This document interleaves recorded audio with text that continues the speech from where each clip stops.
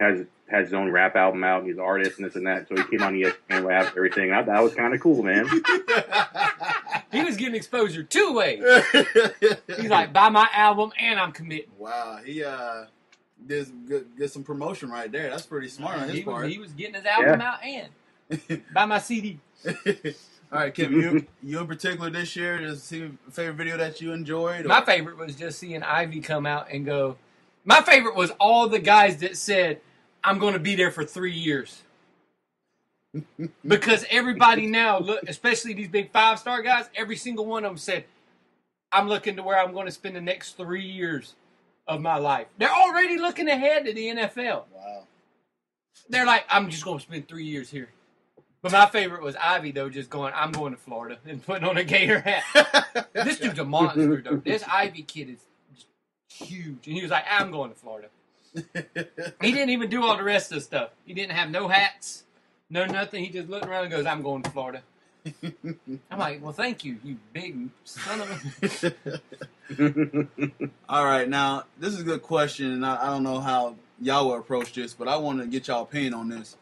Is it important to sign by need or by star power? Need. Spend on that. Need. Look at Florida's class this year. They lost all these linemen. So what did they do? They went out and recruited every offensive lineman they could recruit. I think they ended up with 16 guys. 9 of them, or 10 of them, were offensive linemen. And we're not talking about poopy offensive linemen. We're talking about big-boned offensive linemen. Look, offensive tackle, tight end, offensive center, guard. Yeah, exactly. Most of Florida's recruiting class was linemen, which is their one big thing that they needed. So you always go to need. Don't go always for star power, but go for need. But the good part is there's always guys out there that have the star power that are in the position that you will always need. Mm-hmm. So if you're recruiting a guy that has these 5 stars and he's in your need, that's even better. But you always go for need first. No matter how many stars are next to their name, you always go to need. All right. And it depends on how well they fit into your system, too. Because if you got a 5-star kid who's a dual-threat quarterback, but you're running a pro-style system, he kind of fits in, but really he doesn't. So you really want to recruit for need. Stars don't mean anything. And that's very well proven by Michigan State, who gets 2 to 3-star kids every single year. They can't recruit at a high level. As the Floridas, the USCs, the Ohio States, the Michigans, they never do, but yet they produce the number 1 defense, anywhere from number 1 to number 5 every single year for the past 8 years. Yeah, they've been high, and it comes down to coaching. So really, stars don't mean anything. Yeah, so that it definitely comes down to needs. Yep, always get your needs first. It's like an NFL team. Mm-hmm. Comes to free agency, go and get your needs. Comes to the draft, go and get your needs. But in NFL, you're getting the best of the best of the best of the best. So best of the crop. Yeah, I think we all can agree that some of the greatest players at our respective colleges have been underrated players, 2 to 3-star kids. J.J. Watt was 3 stars. J.J. Watt, 2-star kid. Yep. Wow. And now look at him. Yep. Yeah. A lot of guys just very mediocre coming out of high school. Also, Tim Tebow was a 5-star kid, but, that's a different story. Well, his college career was insane. Yeah. Absolutely. You can't argue with what he did. You can't argue with what he did. Spread option quarterbacks. Yeah, absolutely. You can't argue what he did coming into college. Oh yeah. Which around here you can't speak that name without some type of somebody going, oh. He's beloved here. Well, I can tell you at least my school is undefeated against Tebow, so that's a good thing. I was at that game, too. It was the Citrus Bowl. Oh, was it? The 2007 Citrus Bowl. Yep. Nice. I actually bought a ticket from a Michigan fan. Did you? Sat with a Michigan fan, but around all Gator fans. So I bought mine from a Gator fan. Yeah, he was left out. He was like, he goes, I thought I bought it in the Michigan section. I was like, boy, there is no Michigan section. I think there was one little section. Steve said, Steve said, his pain at work, so. Yeah, but the funny part is this year, Michigan and Florida kind of in the same position. Mm-hmm. Did you stop it? Yeah, go ahead, keep going. Okay. They had to come in and with little time, try to save a recruiting class. And that part was on our end. We had to go up against that idiot that went to Auburn. I'm not even saying his name anymore, that douchebag. But we had to go up against him and we're trying to recruit kids that were already going to Florida. But because he left, all of a sudden we wanted to go and follow him. And I'm like, you don't. The thing with me is you don't follow coaches because coaches are going to come and go. If you want to go to that school, go to that school. If you want to play for that coach, well, then go play for that coach. And when he's gone in 2 years, don't complain about it. But it's one of those things, though. We were both in similar positions. So just to save what we did for our recruiting class was pretty big, especially at Florida. It was huge. We went down from being in the 90s to jumping all the way up into the 20s with our recruiting class. And it was huge. That's huge for us. Yeah. McElwain had a little bit more time than what Harbaugh had. Yeah, he had a little bit. But Harbaugh had like 4 weeks to not fire up a relationship with these kids, but rather microwave them. Yeah.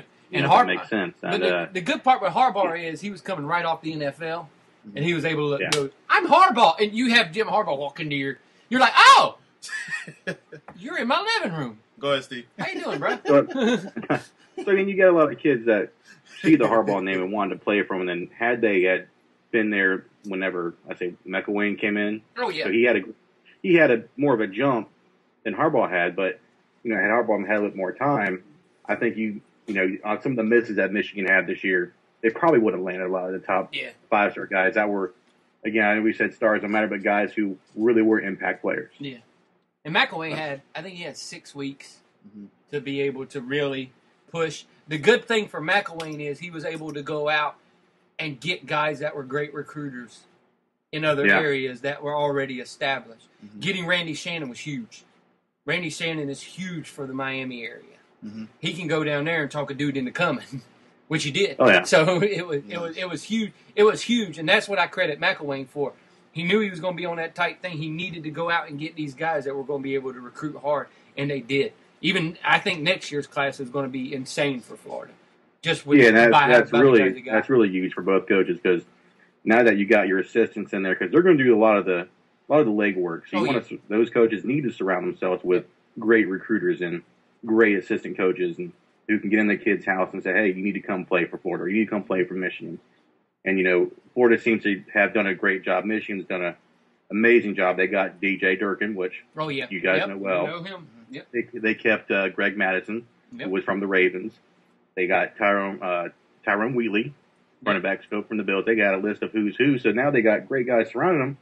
So 2016 for both schools, I'm pretty positive both schools going to have top 5 classes. Didn't they get the old Jaguars offensive coordinator to be their offensive coordinator? They did. And, they did. Yeah, they went. Believe it or not, ESPN seems to think that's a real big hire. Yeah, they went and got him.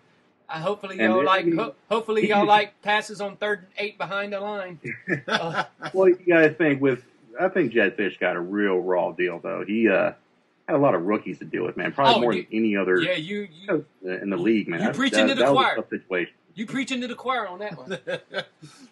Yeah, Kevin's a huge Jag fan too. So when you start 7 rookies on offense, you ain't going to do hardly nothing. Yeah.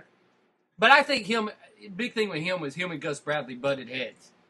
Because Gus Bradley wanted him to run a little up-tempo offense, which you've seen when they ran up-tempo, they actually moved the ball a little better. Because of all the rookies, it didn't give them enough time to overthink anything. But Jeb always wanted to stop and go into the huddle and take 4 hours to run a play, and then that completely messed up all rhythm. Well, was it too? I think some of the rookies weren't getting the playbook or weren't coming around as fast as had anticipated. So that's huge, man. So he got a raw deal, I think. Well, he was always good in college though. So he was great in college. He was great in Miami. So he'll be all right. Gotcha. All right. Well, we already skipped 2 questions. Well, I know that's why I'm going to go ahead and go back up. So, Steve, from your team, what's the one prospect that catches your eye right now?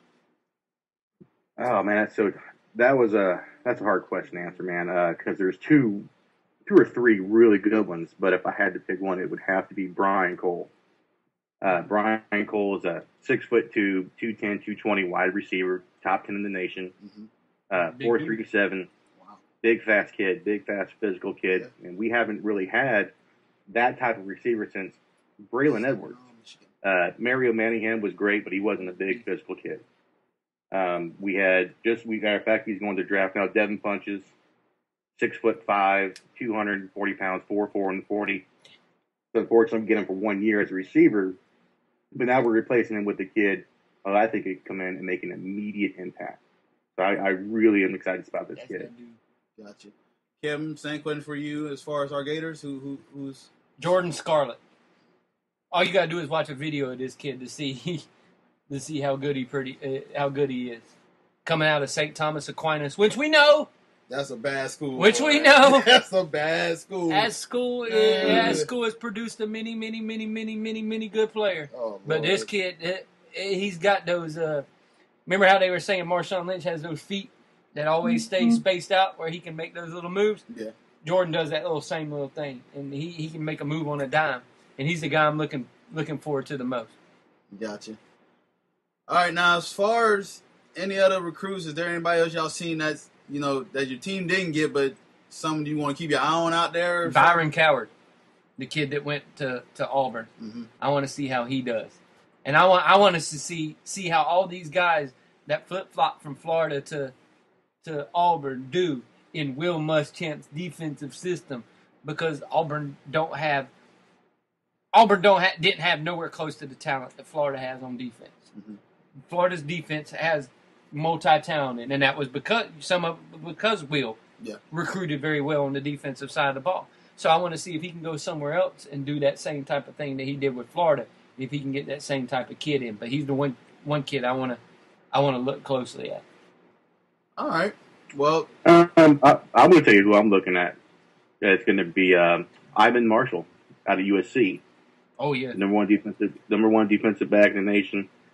Probably one of the better ones to come out of high school in quite some time. Now, I don't think he's going to be as good as Peppers.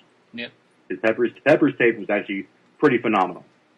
But I think Ivan Marshall's really, really good. I'm kind of curious what C.C. Jefferson's going to do. Yeah, that don't kid get me looks started. Like he can do something special. Yeah, he already looked like he could go and play pro ball when he's standing next to people. He is a beast. Like, he is a huge dude. His dad just needs to stay out the way and let him go. His mama already signed a letter of intent. Let him go. They're supposed to be faxing it sometime next week. Mm-hmm. So Florida will end up getting him. And he looks the part. You know where you always say a guy looks the part? But he definitely looks the part. Yeah, he definitely looks the part. Yeah, you get a lot of these kids nowadays who look like they can go play straight in the NFL. I know. I'm like, what are you taking? I'm like, hell, what are you eating? Did you eat somebody else? God, son. Nice. All right, well, according to CB Sports in association with 24/7 Sports, Michigan moved up 33 spots and ranked 38, and Florida is 21st. So, I mean, I'll start with you, Steve. Are you happy with the route Michigan's taking, even with, the short time that Jim had, Harbaugh, of course, they both names Jim, that they had to work with? Yeah, I got to answer this question the other day, and I'll be honest with you. You don't have a choice but to really like this class. You get a lot of kids now that are there with this class. They want to play for Michigan. The kids that did stay when Brady Hoke was there, Brian Cole, Alex Malzone, Grant Newsome, John Runyon Jr., love Michigan. With the other, few recruits that he did get, they are impressive. They want to succeed on the field and academically. So I like these kids. I'm impressed with them. So with a short amount of time, yeah. I mean, there's a few misses that we had. One that really hurt us is Mike Weber. And I don't know if you guys have heard this story where Urban Meyer was telling him his position coach was going to be there for 4 years. He was going to coach him. This is your guy. As soon as he signed a letter of intent, he got left. Yeah. Went and left for the Bears. Now he wants out of his letter of intent so he can go to Michigan. So kind of interesting to see what's going to happen with that and how that's going to play out. So, yeah, I'm excited about this because we just also picked up 2 transfers that go against the class. So, yeah, I'm excited. Awesome. All right, Kevin, and as far as the Gators, what you think? I'm excited with what they did. I'm pleasantly surprised at what they did. I'm glad they went and got as many offensive linemen that they did. because we really needed that position to come through. Once CC signs,